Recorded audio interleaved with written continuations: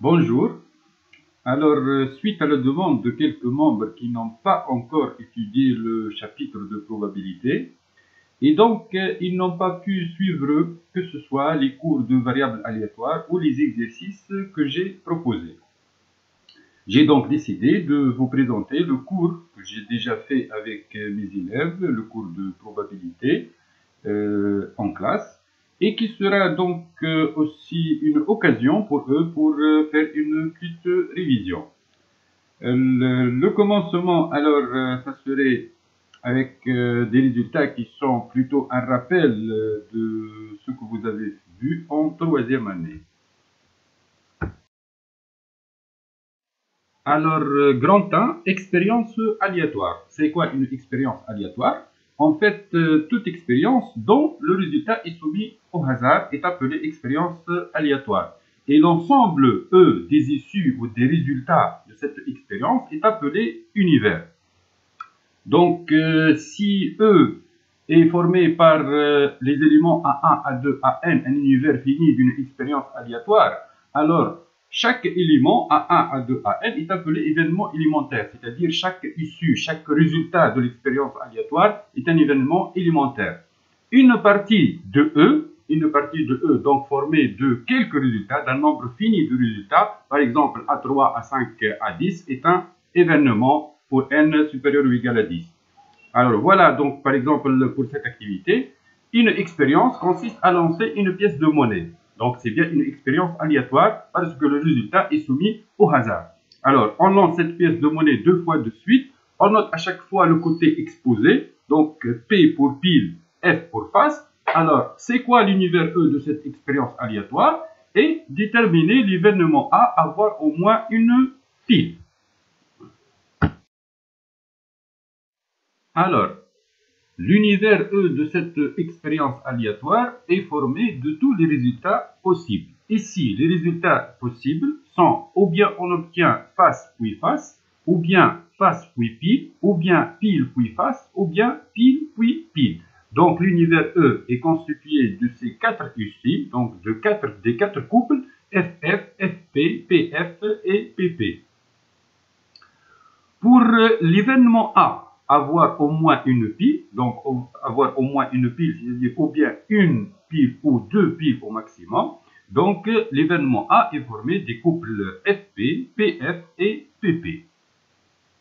Alors voilà maintenant quelques résultats déjà vus en troisième année. Si E est un ensemble fini à n éléments, alors le nombre de P uplés d'éléments de E est l'entier n à la puissance P. Le nombre de n uplés d'éléments de E 2 à 2 distincts est l'entier factoriel n.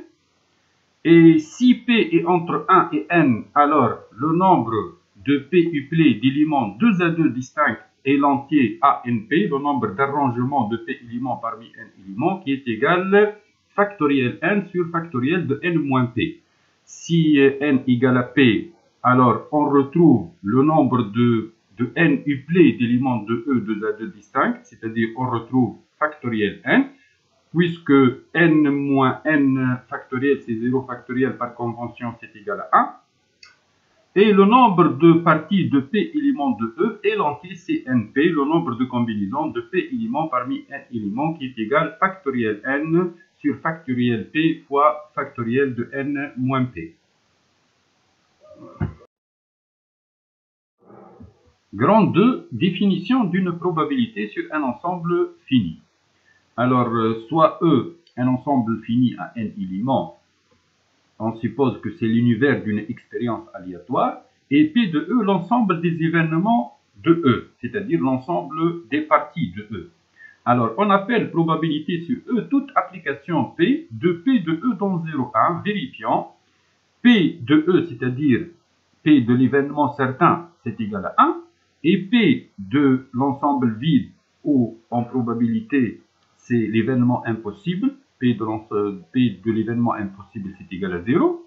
Et pour tout événement A de P de E, P de A, c'est égal à la somme de P de AI, tel que AI appartient à A. Alors, le triplet E, P de E, P est appelé espace probabilisé fini. On rappelle aussi que l'événement contraire de A, elle est notée A bar, et que deux événements A et B sont dits incompatibles si A et B égale à l'événement impossible. Activité 2. On lance un dé truqué dont les faces sont numérotées de 1 à 6. Premièrement, on suppose que la probabilité d'apparition de 6 est le double de la probabilité d'apparition de chacun des nombres 1, 2, 3, 4 et 5. Déterminer la probabilité de chacun des événements élémentaires. Les événements élémentaires sont 1, 2, 3, 4, 5 et 6.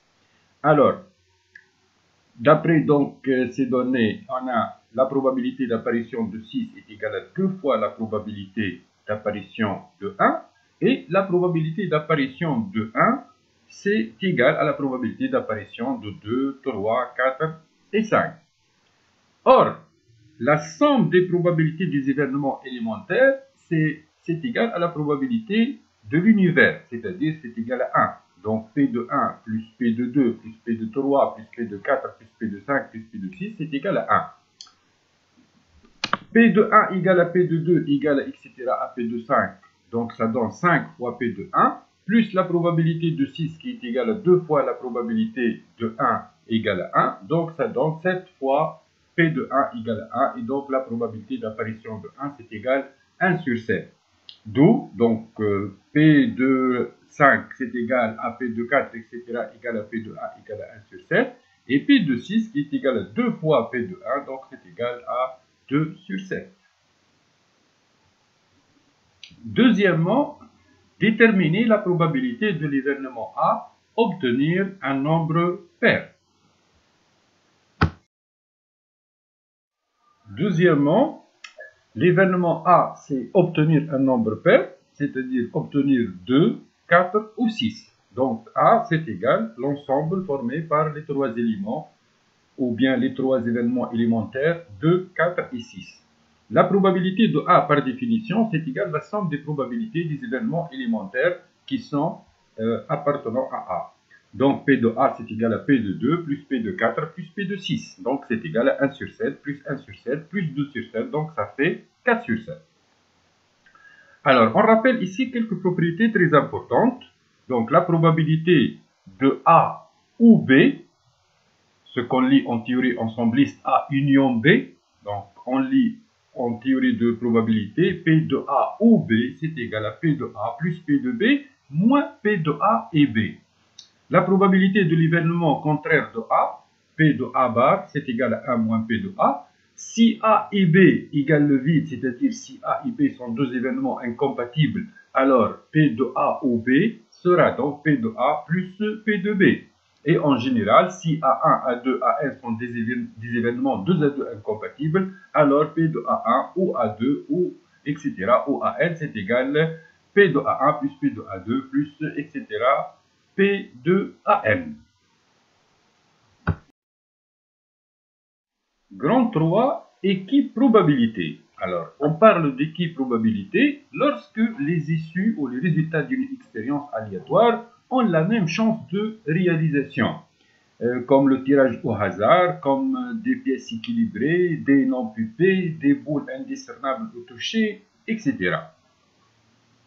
Alors, définition et théorème. Lorsqu'on est dans une situation d'équipe probabilité, alors la probabilité d'un événement élémentaire, c'est égal à 1 sur le cardinal de l'univers. Et la probabilité d'un événement A, c'est égal cardinal de A sur cardinal de E.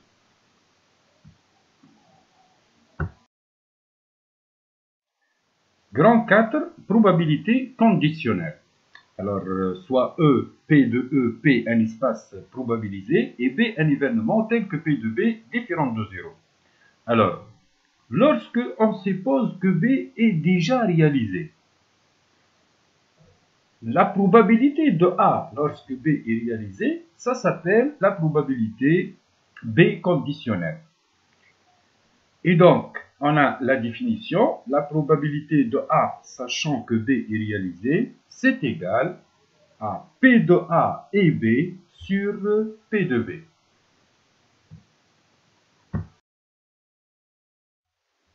Une conséquence immédiate de cette définition, c'est que pour tout événement A et B de probabilité non nulle, on a P de A et B, c'est égal à P de B fois P de A sachant B, puisque P de A sachant B, c'est égal à P de A et B sur P de B.